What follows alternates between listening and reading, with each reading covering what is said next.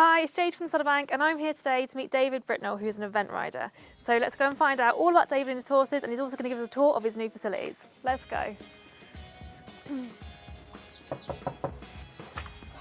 Hi Jade. Hi David, Come lovely on to in. see you. Thank you. And you.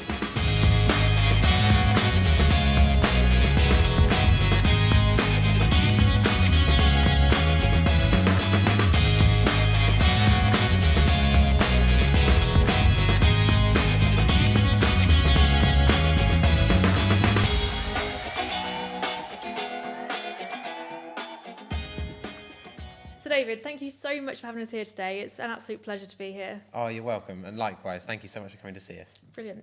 Firstly, can you tell us a little bit about how you got into horses and specifically eventing? Yeah, of course. So I essentially did grow up around horses. I came to it a little bit later. My mum was a riding school instructor from like 13 years old with her mum. So she used to run a riding school back in High Wycombe. And then I basically came into it at 13.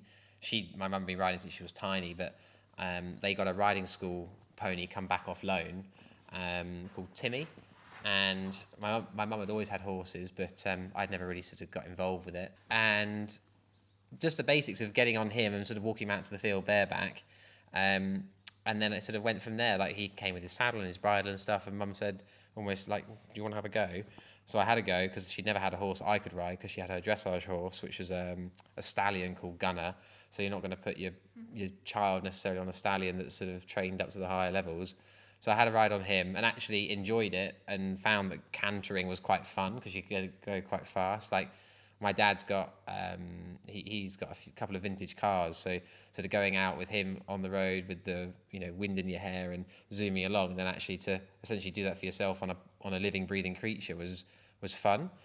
And then it went from there. I got a loan horse called Bentley, who actually was a model for Equilibrium. I'm not trying to sort of drop a sponsor in there, but we work with Equilibrium now, which is ironic because actually my first proper horse, he was called Bentley, like I said, and he was a beautiful black gelding, and he was one of the models for their fly masks, which was quite a cool thing.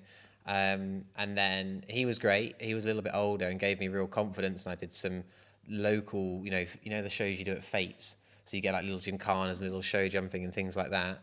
And then actually the horse that then came after him, Buddy, he was on loan as well. He'd evented up to novice. He'd been a really successful endurance horse. He'd also done BS and BD. And eventually we sort of got given him in exchange for a bunch of flowers from his owners after a couple of years. And he took me right up from Pony Club 90, and I went up to the championships, triathlon, eventing, dressage, and I think we even got there for show jumping one year, all within Pony Club.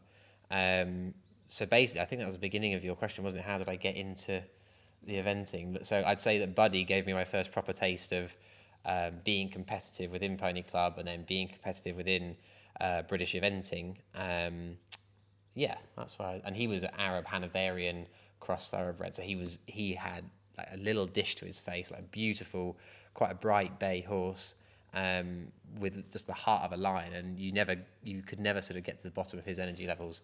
And he gave me that feeling of like properly a horse taking a contact to a fence and really giving you a confident feeling, I'd say. At what age did you know that you wanted to be a professional eventer? I don't think I ever sort of put a term on me being a professional eventer. I think it's very much, I did my A-levels at school, and then alongside that, as soon as I got my B test in Pony Club, I was then teaching at camps. And our Pony Club field was literally a 20-minute hack down the road.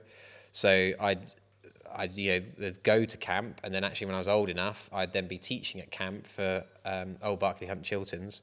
And essentially it led on from there, my coaching, and then I was riding alongside that. And then as I've got older, I didn't know what to do university-wise, so I sort of did my A-levels, and then I progressed further down the BHS route whilst I was at school. So I've got a certain number of BHS qualifications now. I've got my stage 5 rider, stage 5 riding, and then I'm the BHS II, or in technical terms now, stage 4 coach. So I've got a couple more runs on my ladder I need to achieve as I get, sort of further down the line, because to stick with your coaching and gaining those qualifications is really important.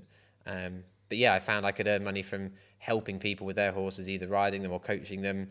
And that was a proper, in my mind, that is a proper job. Because sometimes when you meet people, they'll say, oh, what do you do? I say, oh, I teach and I work in horses. And say, oh, right, so when are you going to do a proper job? And that used to really annoy me when I was younger. Because actually I was like, well, I'm helping people understand and improve their understanding and their riding and enjoyment of their horses, as well as the welfare aspect of it. Because through Pony Club, you're not just riding, you're taught the whole welfare and the whole stable management side of it.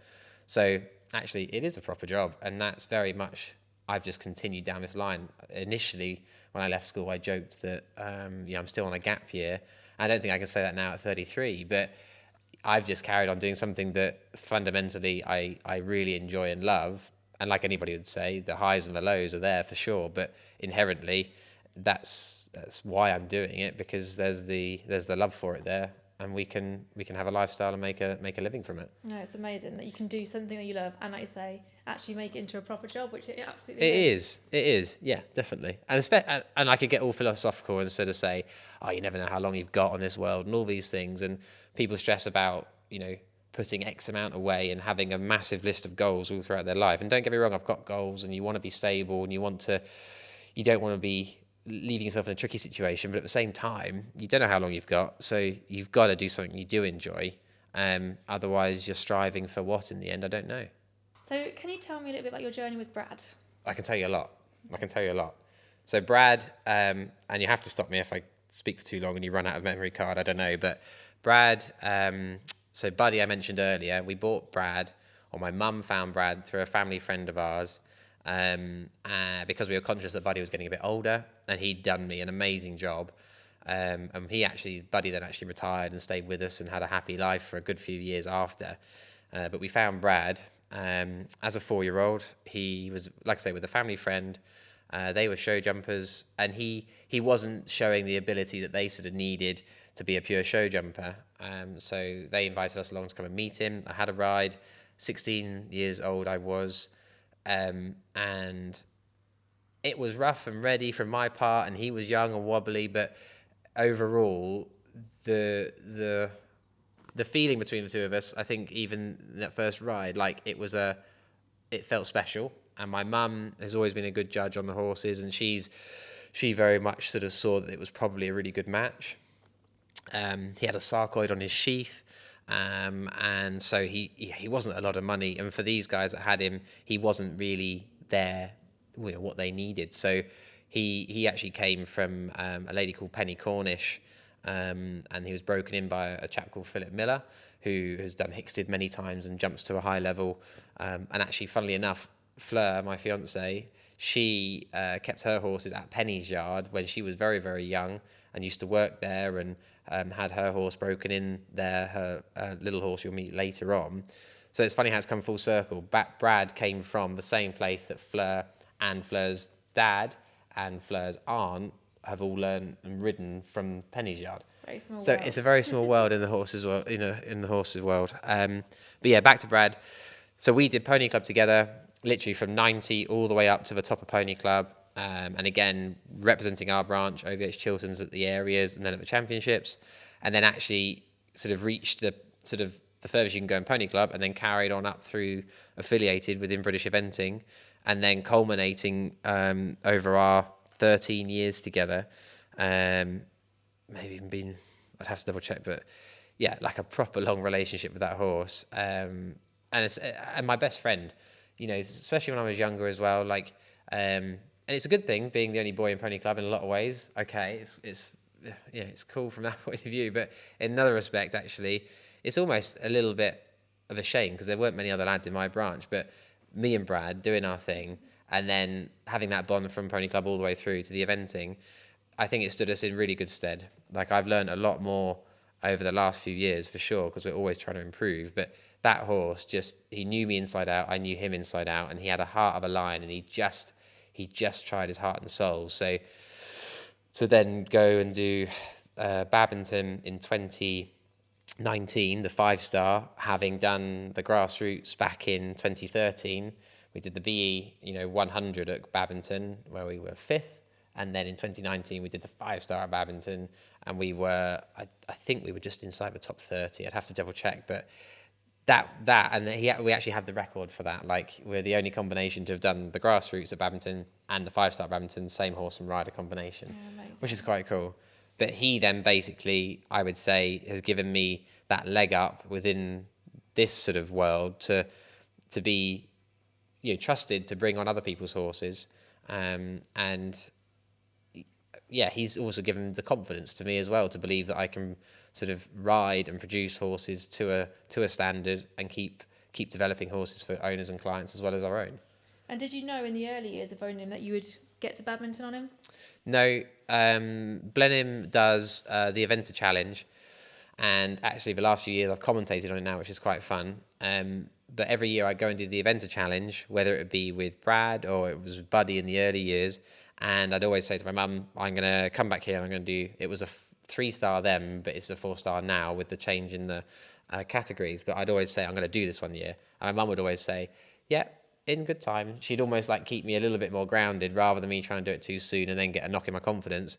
But I was always like, I want to do this. So then, we've done pretty much all of the big ones in this country you can think about.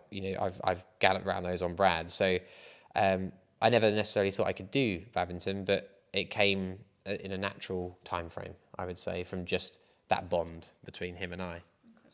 Incredible. Yeah. And I like, in our house, like, there's one room that's literally just full of like pictures of him, and like, I've got his stirrups, I've got his bit, I've got his head collar, and like, you go into that room and like, you get a little bit there, And how old was he when you went around Badminton? So he'd have been 13. Yeah. Amazing. Yeah.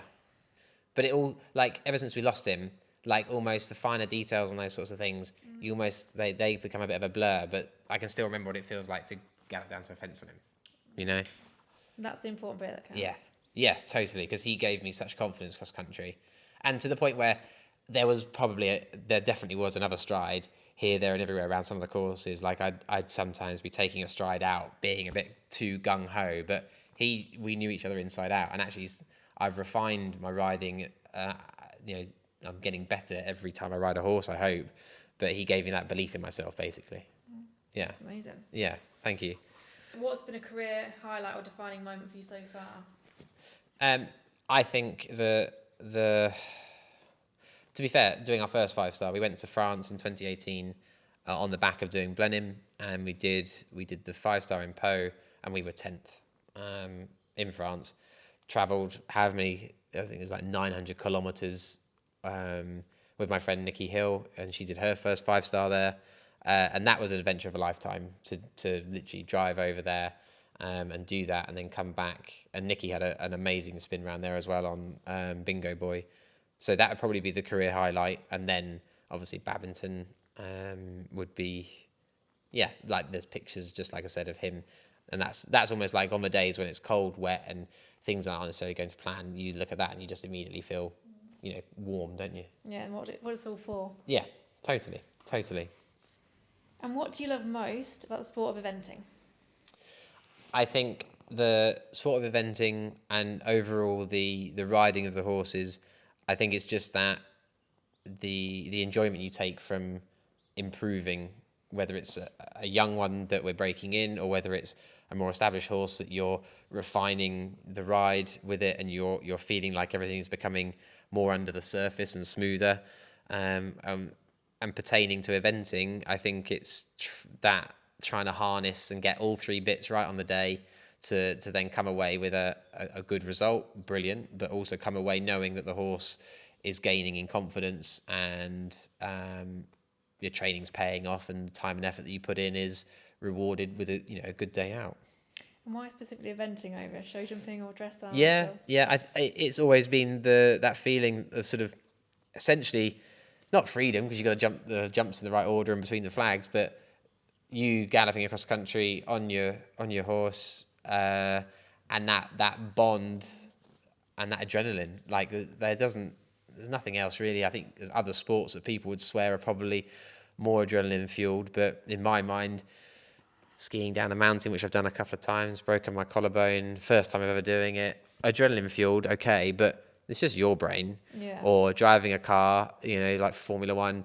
Okay, it looks a bit more posh going to Monaco and doing that, but at the same time, I don't even think that's as technical. I don't even think it is. Like, I think to get the eventing right with two brains on the same day, getting everything just right and harnessed and the understanding there, when that comes off, you know, like the likes of the biggest names in the sport, your Lauras and your Toms, like, I think they've sort of got that sort of ability where in many other sports you just don't have two brains that you've got to get just right on the day. So I think eventing is the pinnacle of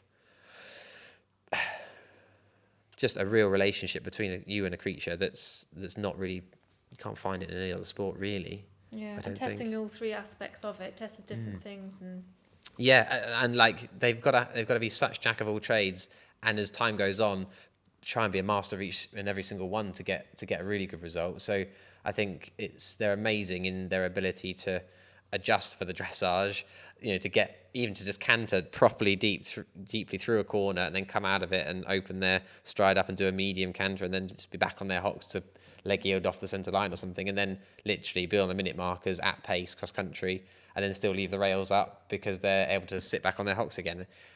And you're just striving to always improve that self-carriage and then feel like you're able to just give little aids and then get a really good result. And yeah, I'm going on a bit there, but brilliant. yeah. What's the biggest challenge of being an event rider? I think the business side of it is a major challenge, just to keep everything flowing. So keeping your clients and your owners happy, making sure that the horses are all fit at the right point and in the right place in their training, and trying to have a balance as well between the horses and also a bit of time for like myself and Fleur to, because you can just get carried away. Like every day can literally be early till late with the horses if you're not careful. And actually, I think we're realizing a bit more that we do need to have a day where you do, even an afternoon, where you just do something else. Then you can get your head above the admin or catch up on, you know, all the boring stuff that goes behind actually cantering down to a fence and all these lovely things. So I think the business side is probably one of the biggest challenges to successfully running a yard and then running, you know, some event horses. And how do you mentally prepare for the big competitions? Okay, so, and this will sound a bit weird, and my mum won't mind me for saying, but my mum used to be overweight, okay? And go with me on this.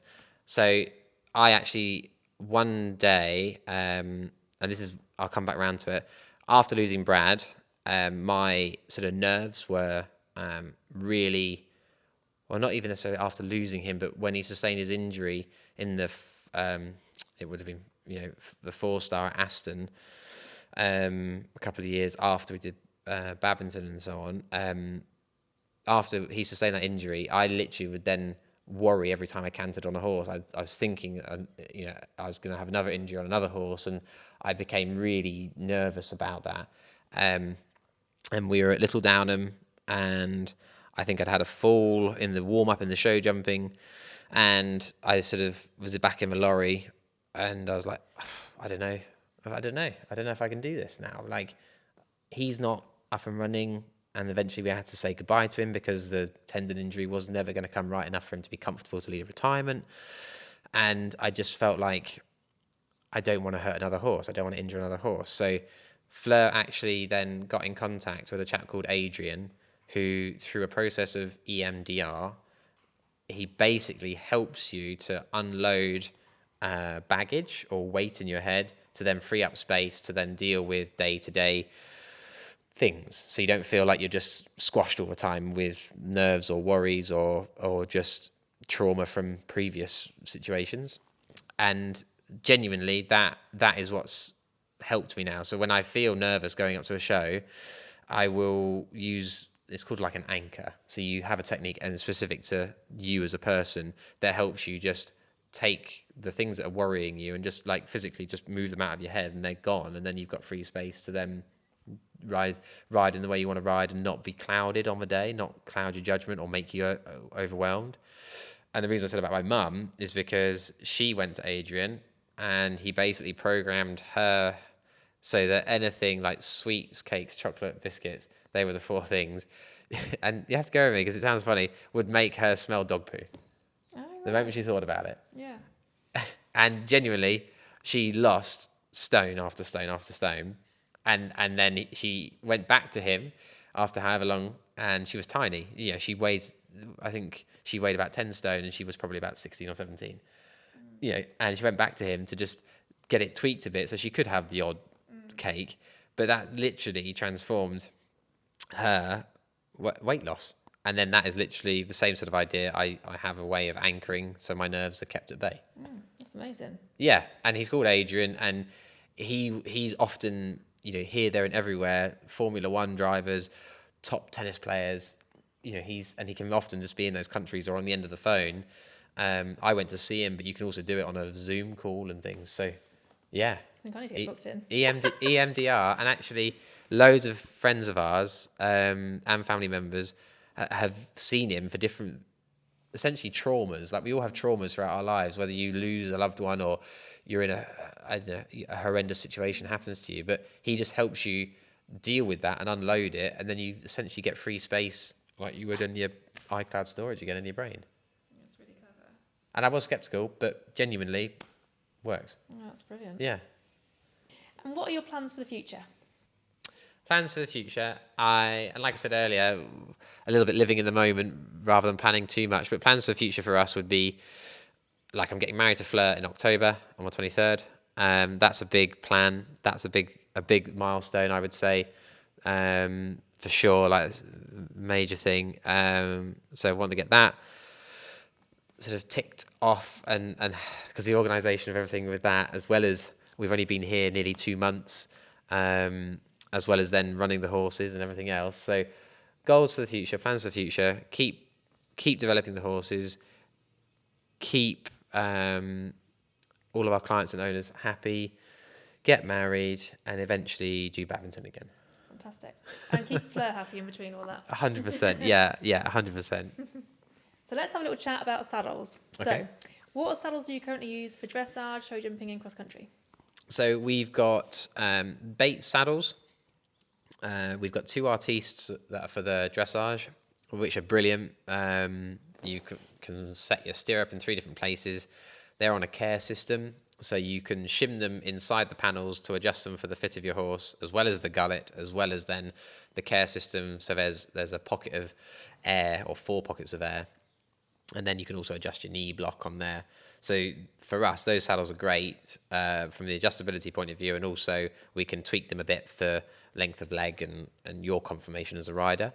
And the knee blocks aren't too much. Some saddles, it's almost too much, whereas these, you can still position your leg and they're really comfortable. And then we've got the Advanta saddles as well from Bait. And again, same idea, fully adjustable. And then you can also tweak the knee blocks and the thigh rolls on those as well. Mine are typically sort of set in one place, but I think to have that ability to move them is really handy for multitude of horses and riders, because we're all put together differently, same as the horses. And then we work, and we're sort of sponsored by and work closely with Henry James. So all their bridal work and martingales and stirrup leathers are all Henry James. And then we've got 4 Henry James saddles. They are going to be on the market eventually. But the product that he's producing there is a mega product, and a lot of work's gone into producing that. So they will be on the market soon. But we've got all jump saddles from Dan at Henry James, which again are adjustable. So I think the key thing is everything's adjustable, because we've got the young horses that we are sort of producing from 3-year-olds, and then even your more mature horses throughout the season. You'd be surprised how often you need to adjust your saddle for their changing weight and muscle tone. Yeah. And what is it about the Henry James saddles that you like? I think they're beautifully made. So if you looked at them, you'd sort of think, oh, is that Devaku or is that X, Y, and Z? But actually then when you look closer, oh, you can change the gullet. Oh, you can adjust them. Right. So you've almost got the comfort of a lot of the other brands, but the adjustability of your baits essentially. And what kind of difference does the right saddle make to yours and your horse's performance? A lot. especially when you come across, like I might teach someone new, and very often you'll see their saddles bouncing at the back, or they're riding along and that saddle's actually ridden up onto the horse's shoulder, and you think, okay, we need to get that sorted, because it's all very well, having a lesson and me helping you, but also, when was your saddle last checked? So to have a saddle that sits in the right place and keeps the rider in the right balance is a massive effect on the horse and rider performance, because you just need to be in the right place, and then you can influence them appropriately. I'd say it makes all the difference in the world. Obviously, bitting alongside your saddles, but you're sat on that horse's back, and that's got to be as close to perfect fit as possible for their comfort, and also to develop the way of going correctly and the muscle tone correctly. Yeah. So you're not getting any atrophy or things like that if a saddle's too tight, or if a saddle's moving around, you're getting rubs. It has to be one of the most important things to a good performance and a happy horse. Yeah, definitely. For horse comfort, obviously fit for the horse, but also say for the rider. If it's putting the rider in a chair position, they can't get their legs around the horse properly. Yeah. The horse isn't going to understand the aids as well. So yeah, it's really, really important. Yeah, definitely. What advice would you give to amateur riders when it comes to selecting the right saddle? I can't remember who said this years ago. It was a pony club rally, and it was an event rider that was teaching it, when I was in my teens, and they just said, you're best to get a decent jump saddle. If you're going to have one saddle for your horse, you're best to get a decent jump saddle, because then you're going to be in good balance for the jumping phases, and you can ride a couple of holes longer. And if you've got a good lower leg, then not having a dressage saddle won't matter, because you can still ride effectively in a jump saddle. So I'd say that's probably my biggest tip is that. Yeah. And what advice would you give any young riders that are aspiring to be an eventer? I would just say to them, make sure that you're always remembering it's the bond with your horse or pony, and that the journey is the product, or the journey will give you the product of good results and a good outcome and progression. Don't try and hurry the journey. Amazing. So David, it's been absolutely amazing to sit here and have a conversation with you and hear all about your journey and all the horses and everything else. Thank you. I would love a tour of the facilities that you've got. Oh, let's go and have a look then. Let's do it. Right, come on in out, Jade. So that was the clubhouse, and let's go and see some horses. Right, so we'll go and have a look in the small barn first. We've got horses at the minute on a rotation, so some are out and in during the night and the day. But in here, typically, we've got full liveries and a few training liveries. Obviously, electricians are doing some work, so there's always something to do on the yard. But this is Libby, so she's a full livery, and sadly, she sustained a bit of an injury. She fractured her pedal bone, and she's actually not far now from coming back to ridden work. So she's been doing a lot of in-hand work, and she's been so good on box rest. She's an absolute sweetheart, but I think she'll be very pleased to have a bit more to do again. And then this is Marco. He belongs to a lovely girl called Zoe, and she's actually a jockey. So day to day, she's riding horses up the gallops, and then she rides Marco as her sort of downtime, and she events him. Mac is full livery with a young girl in Cambridgeshire Hunt Pony Club. Please excuse the stains. He obviously has found the poo like every grade does. But he's a sweetheart, and he actually is giving his rider a lot of confidence. She has to press the right buttons, but then gets the right answer, So this is Goose. He's got an interesting story, because he's actually a vaulting horse. So he's ridden, but Lexi, his owner, she runs the South of England vaulting squad, and he actually very often has 3 kids on his back flipping and handstanding and things like that. And he actually just came back from a competition at Morton Morrell yesterday.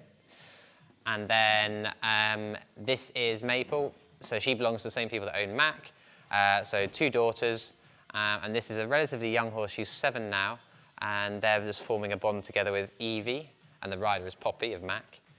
And actually, Goose yesterday, he was 2nd, I believe, in his class. So really good outcome. And he's massive. So there's loads of room for lots of kids on him. Not that I've ever done any vaulting myself, apart from one go, which I think I need to improve my style, I would say. So I'll show you the main barn, and we'll just go past what is probably the cheapest horse that we've got here, our sculpture from Elliot of London. So we'll go through, obviously, hay barn.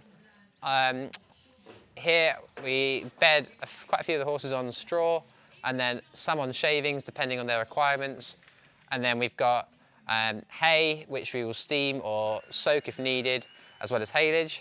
And then this is our little arena, great for the lunging. It's also handy for the breakers. It's a smaller space, all fenced, and then they can progress to the bigger arena once they're sort of grown up enough to be allowed into a bit more space. Wash bay, we've only been here a couple of months now, and this is one of the last things that got done. So there's hot water in here, 2 horses. It's a really nice outdoor space to get them bathed and clean, and then they can come into the barn where we've got another dry cross ties, if you like, where we've got the solarium, and we can plait them up and do any other preening needed. So, like I say, I've been here a short time now, but already it does feel like home. Frustratingly, we painted the whole thing, and literally the first night we had some horses in here.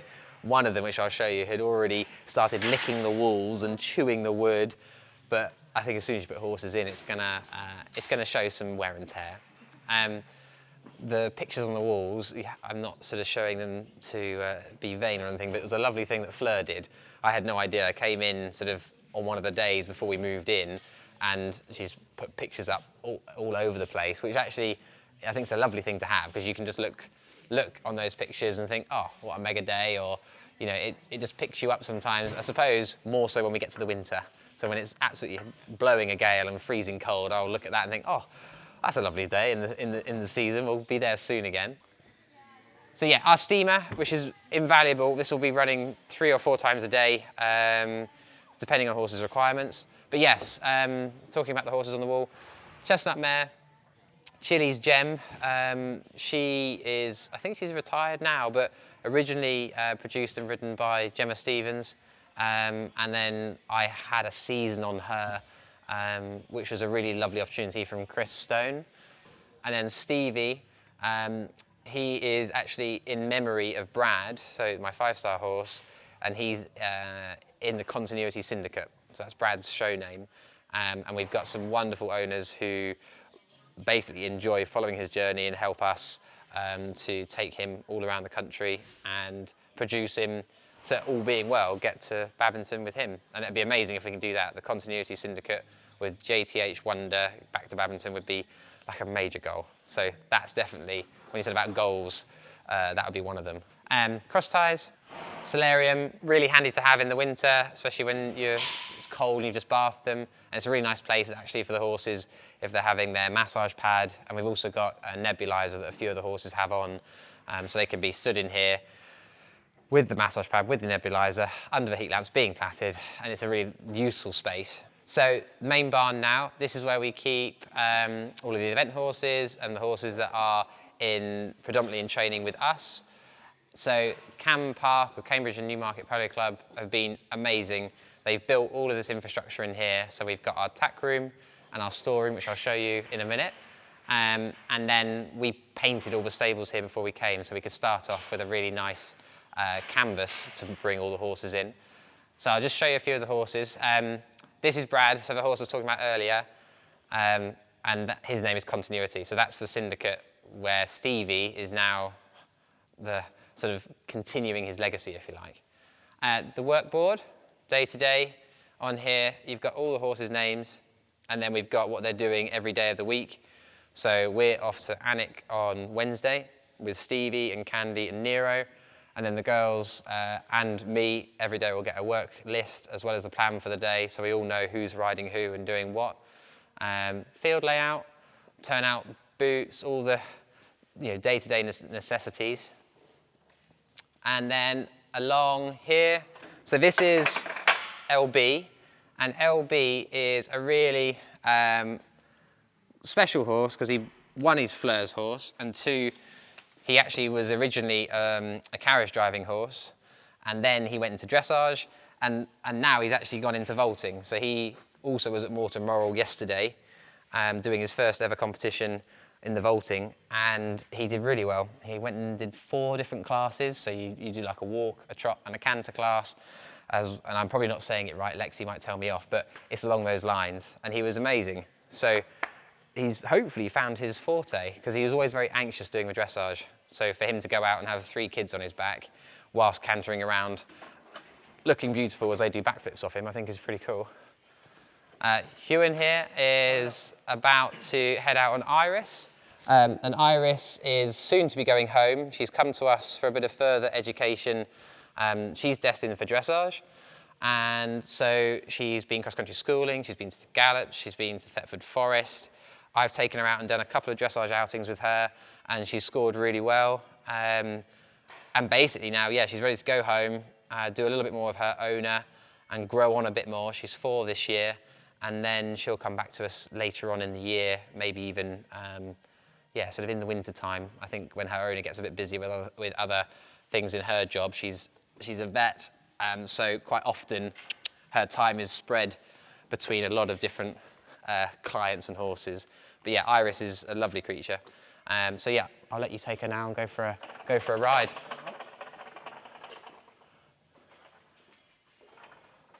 And then you've got Bear. And Bear somehow has self-harmed in the time he's come in from the field last night and now. Bear is 5. He is Jaguar Male is his dad. So he's got some mega breeding there. He's enormous, and he is actually also going to be a vaulting horse. And he came to us for a bit of further education. He's just big and young, so he's going to take a bit more time to develop into his frame. But I think long term, he'll actually be pretty mega for the vaulting, same as Goose. Nice big horse, fit loads of people on. And so next one along is Storm. We originally broke Storm in, and he's a lovely horse. His owner, Donna, has had him since he was a yearling, basically. Actually, foal. She had him since, from the very beginning. He's not a homebred, but she bought him. And he came to us, we broke him in, and now he's doing his first season of eventing. His granddad is Jazz, so he's got a lot there in his breeding. I'd have to look at the passport and tell you more if you wanted to know, but he's got a lot in his breeding there for both flat work, and then on his dam side, the jumping line is also really cool. But he's a little bit more of an anxious sort, so he's almost been a little bit slower to progress than maybe a slightly braver horse, but when he understands it, he then just keeps ticking the boxes and saying, oh yeah, I can do that. So this is Stevie, and he is actually the Continuity Syndicate horse, so JTH Wonder. We bought him from Jay Hallam, and he's one of Jay's first homebreds out of Jay's eventing mare. So he is 9 this time, he's 10 this time actually. He's done an intermediate and a handful of internationals, and he'll be one of the ones that we're going to Alnwick with on Wednesday. And to ride, he's engine, like power for days. He's got a really, really impressive back end and push from behind, and actually a very long hind leg, so he gallops very easily, but he almost then struggles with the collection of the dressage a bit more, so he's taken a little bit more time on the flat to get in that really lovely self-carriage, but it's lovely now. It's really come good. And he was only broken in as a 5-year-old by Jay because it was around COVID times. So actually, I think he's a little bit later in his education, but it really doesn't matter because I want him to be around for years and years and years. This is Nero. Now, he's got one of the kindest eyes I think you'll ever see in a horse. He just makes you feel very cozy and warm. We've had him since he was 2.5. He belongs to Frankie, and Frankie, she dotes on him. She absolutely adores this horse. He came from Boscanco horses in Exeter, like I said, as a 2.5-year-old, and really, we turned him out in the field, and I couldn't get near to him again for about a week or so. He just wouldn't let me get near him. So we took it very slowly, breaking him in, broke him in as a 5-year-old. He'll be 7 this year. He's doing his 2nd season of eventing. His dad is Canan, so the jumping line there. And actually he's enormous, but he can canter on the spot, and then he can gallop, and you can put him back on the spot, because he's just got such an active hind leg, but also built like his withers here. So he naturally is always going up a hill. And actually, the trust that he puts in his humans is amazing because I think he would jump whatever you put in front of him. He's got such a confidence now in his understanding. Initially very green, but now he's got it. Really pleased with him. And he's going to do a novice in a couple of runs is the plan for him. Candy, this is the mare that, as well as alongside Fleur, all the girls joke and say, I wonder who comes first. Is it Candy or is it Fleur? But this horse is very special, and probably more so to me than anybody else. Like, I'm in her space, she doesn't want me in here, she doesn't want to be on camera. And this is almost where I'd say as well, like the stables are their spaces. So typically, you know, we try and do a lot of their grooming and things in the cross ties. So we're not impinging on their space, and obviously in the field is their space as well. But often she'll make the grumpy face, like a lot of good mares do. But it's the kind of thing where you're like, oh, Candy, don't worry about that. Come on, let's just go for a ride. And then as soon as you're on her, her ears are pricked and she's on job. And she's amazing. Like when you jump on her, like her back end is like this, and you've got to like sit up. And like whenever I have a lesson with Caroline, Caroline Powell, who helps me and coaches me, she'll always say, sit up, Bob, because I'll land, and I'll be like, oh, and she'll say, sit up, and it's like, oh, I'm trying, because her back end flings you forward. And then Louis, he is Fleur's horse, so he's a Mount St. John horse. He came to us with his owners, not from Mount St. John, but his owners, to be rebacked, and then actually fell in love with him, and actually then ended up buying him from them for one reason and another. Circumstances changed for them, so they actually needed to sell him, and he's a competent novice horse, and he's then going to be progressing up the levels with Fleur. Now we've sort of moved here, and she's just got the wedding to do, but there is a bit more time now. She's getting a bit more time to ride him now. So yeah, that gives you a good idea of who's in the barn. So I'll show you a tack room. This has been Fleur's design. So, like I said, Cambridge and Newmarket Polo Club were brilliant insofar as they built the structures for us, and then in here is very much almost a Pinterest board of what you would want a tack room to be from our point of view. It's a nice space, it's a small space, but it's handy for what we need. So plenty of saddle racks. All of these bridle hooks have been mounted on these scaffold boards by Fleur's mum and her partner. And then Ash, so Lucy's partner, and me made all the boxes, and then Fleur's mum made all the cushions, and then sort of all came together. So it's a lovely space. Yeah, we always wanted something like this, and actually to be able to do it now is lovely. And even the hats at the top, that was always, and like all the girls, like that's Lucy's hat, that is my hat, that's Fleur's, that's Molly's, that's mine, and they're all just sort of sit up there with, I put hooks up there so they don't all fall off. But yeah, it's a cool thing to keep your hats up there. And then this is our storeroom, feed room, general refreshments in here. Obviously you saw the clubhouse earlier. We feed spillers, and I've worked with them for a good duration now, as well as Equine Products UK. So we've got a variety of supplements up on the shelves, and then the feed list at the far end, and then this is where the girls will put everything together. And then we've got a lot of delivery storage on these shelves. There's more upstairs where we keep the feed and spare, just, you know, extra stuff. There's always a lot more than you think there is in storage boxes for horses. So David, can we see some horses in action? Definitely, I'll go and get some tack.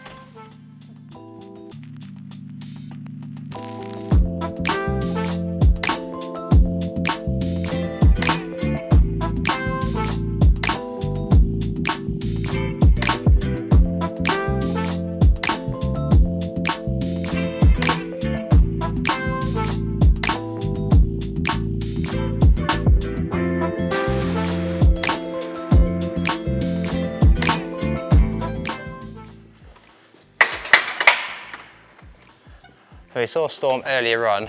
As I said, he's doing his first season now of eventing and taking to it really quite well.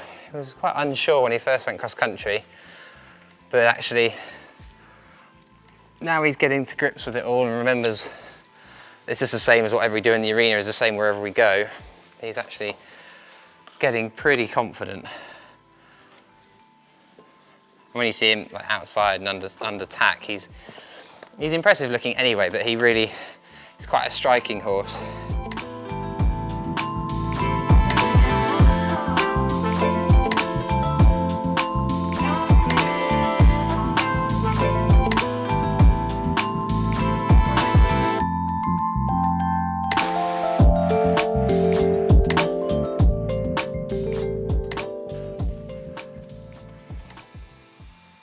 This is one of Dan's bridles, as we said earlier on about Henry James. Storm goes in a grackle. Now, I should know for the video, but I think this is the comfort headpiece with the extra padding and the release sort of area of pressure for the pole. And he's just fairly recently gone into a loose ring snaffle. He was originally, when we broke him in, did his early education in a full cheek snaffle, which I think are really good bits when they're younger, because you've just got a bit more support on the side of their faces for turning. Hang on.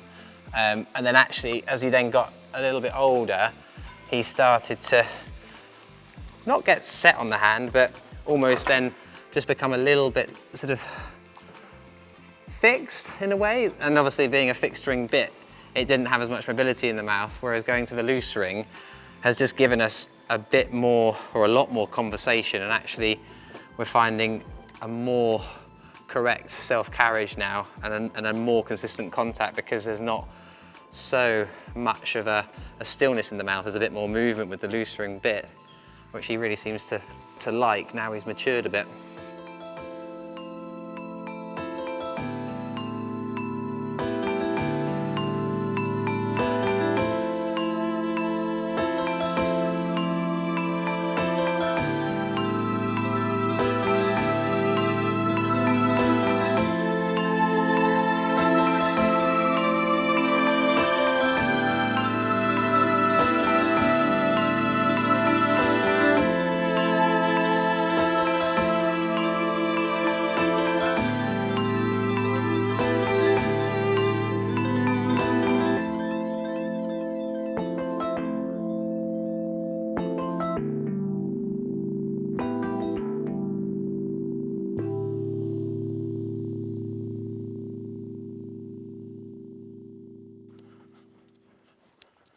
So yeah, so Storm's 5 this year. We broke him in last year.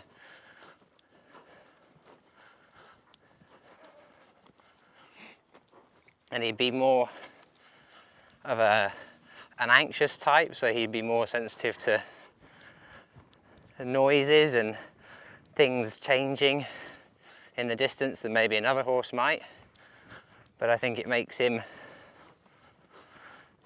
a little bit sharper and more sensitive in a good way, as long as you can just keep him relaxed rather than letting that extra sensitivity cause him to be worried about the environment or a scenario.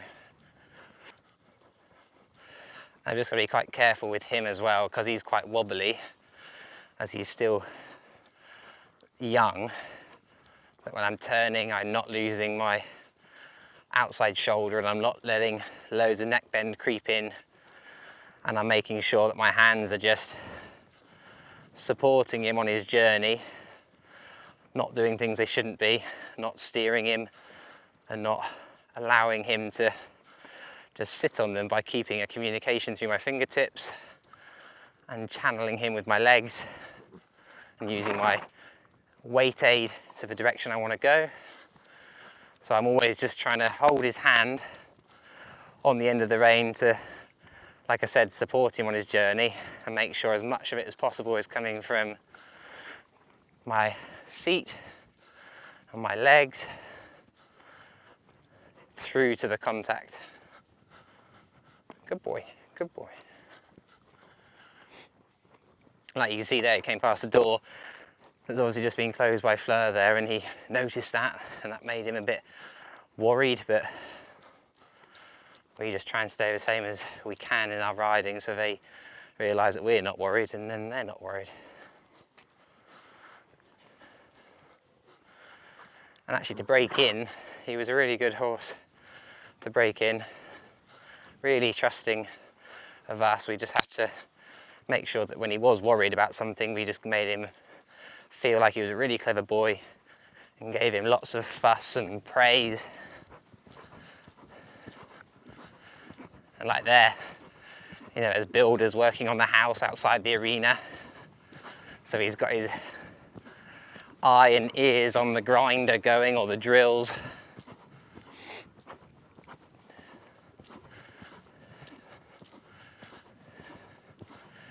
And he's got a big canter, which is forward, which is the main thing. Sometimes it's not always straight, but when they're young, all we're ever trying to do is go forward and straight, and then everything else can come from there.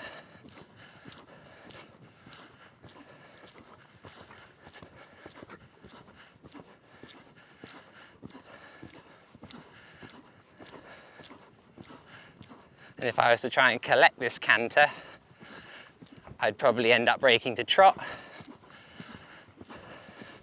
So for the moment, I just leave it where he's comfortable, and then as he matures, we can ask for a few more gear changes and start to put a bit more emphasis on sitting on the hind leg, which he can do a bit now. Like there already, he's just settling a little bit more.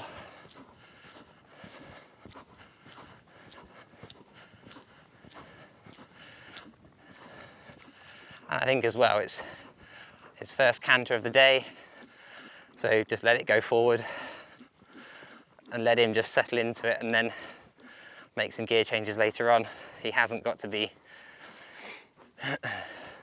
perfectly on the button yet, and he's only in his 5-year-old year, so he shouldn't be perfectly on the button yet either.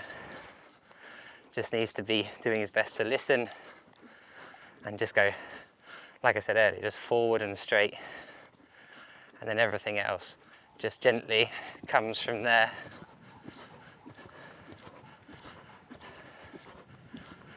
Yeah, so put my right leg on there, and then just really trying to support the canter with my posture, an even contact, spooking at the gate.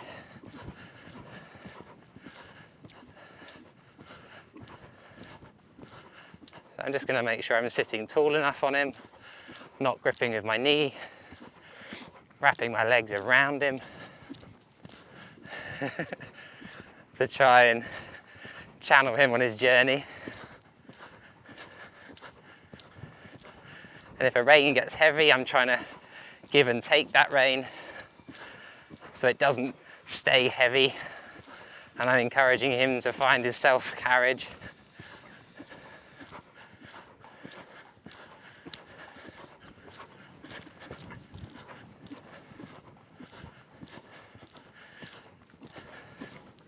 And like all these things that he's spooking at, it's just growing up, isn't it? I can't stop him from spooking. All I can do is stay the same in my riding, so he realises that I'm not scared of whatever he's scared of.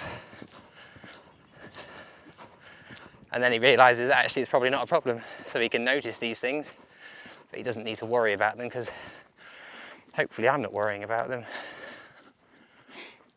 Right there, he's trying to fall in, so I've just got my right leg pushing him straight and just trying to provide him with a really equal contact to go and find. And again, just trying to give him a loose rein here and there for a split second to see if he's going to fall apart or if he'll keep his balance.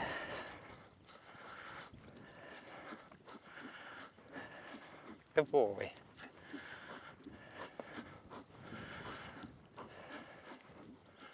Good boy.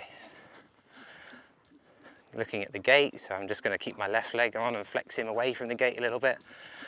Put my right leg on so I don't lose the shoulder. And then consciously keep my legs hugging as I walk. So he's feeling like he's still between the leg and hand. So we did a grid work exercise for a few groups of people the other day, and they all did it better than Storm.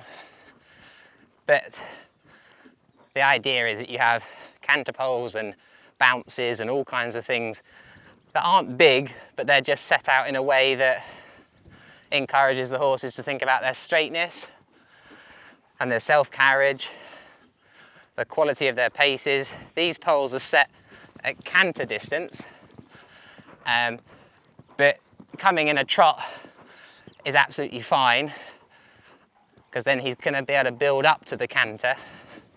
My main job with him in doing things like this is to make sure I don't get too supportive on the rein. I want to be there, but I don't want to be too strong, because I need him to use his head and neck.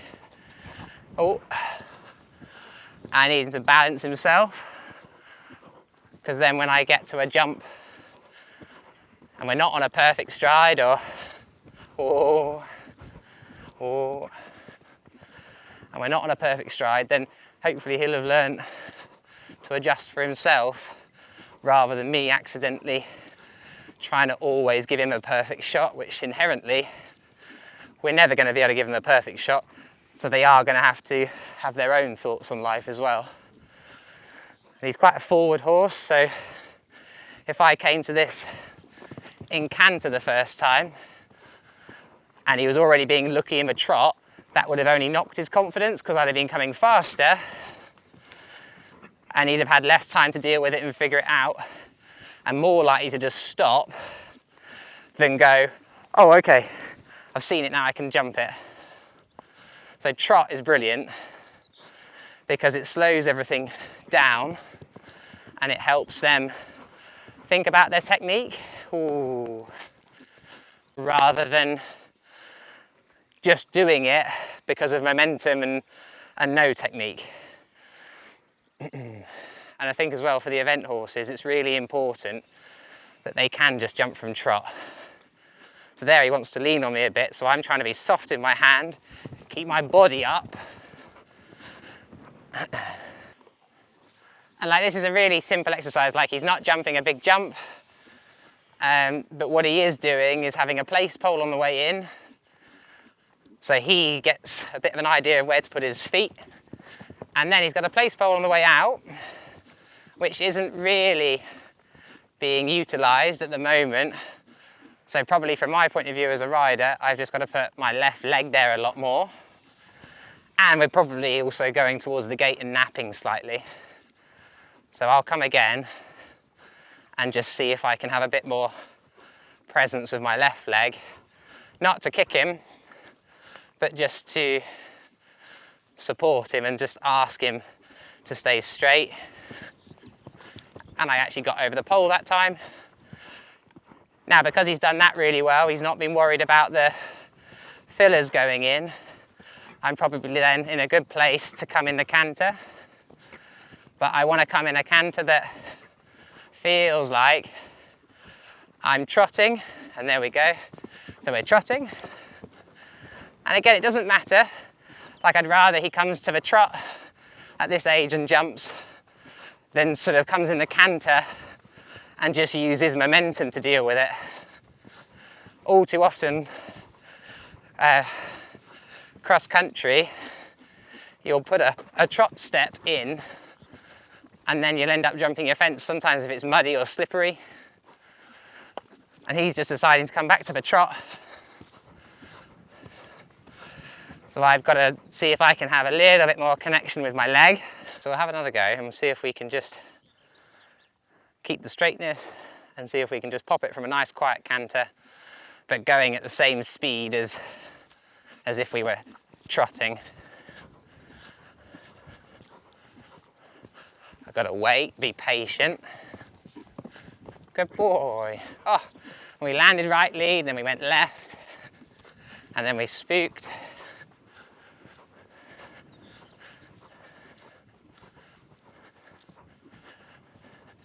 Be patient, don't go long because he's already quite forward thinking. So I don't want to join in that and encourage him to go any more forward. I just need to keep him relaxed and just cantering quietly. Good boy. And again, just be relaxed. Deep. That was quite a deep shot, which is why we had it down. And maybe as well, I should have established the canter a bit sooner. So I'll take the blame for that one for Storm.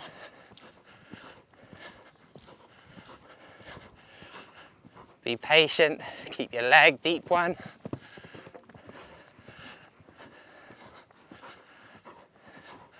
But you know, this horse is only really in his first proper season of doing things. He did a young horse class at Addington last year. And actually he was mega there, but I was taking off from all different places, and but you can see like he's already probably a little bit tired now, and his default setting would be to go a little bit long and strung out. So I've got to try and just come quietly to things. Whoa, whoa. And then try to stay straighter. Whoa. He's just going to be getting tired now.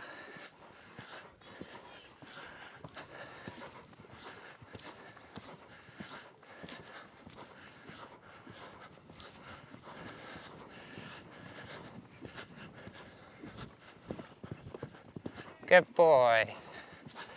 Good boy. Just be really patient, and if they knock a fence down, it doesn't mean that you're not doing it right or they're not doing it right. It's just timing and like getting consistent. To get a good takeoff at a fence takes a lot of practice for us as riders and for them as horses, and it's a surprising amount of time to actually be able to come consistently to a fence and meet it roughly in the same spot. And that is just practice and patience. Good boy. And time to actually get a strong enough canter and physique to be able to stay in a good canter all the way to a takeoff point. So for him there today, he's got quite warm and found that really hard work, and that's just 3 poles and 2 wings, but you can teach them an awful lot just by having very minimal equipment, as long as you're using it in a way that promotes a good rhythm to the fence. Because all I'm trying to do there for him is just come on the same stride and the same canter. And eventually we did get that. But because he's quite go-y, he's got to learn to sit enough on his hind leg with that forwardness, not just try and do things by going fast, I would say.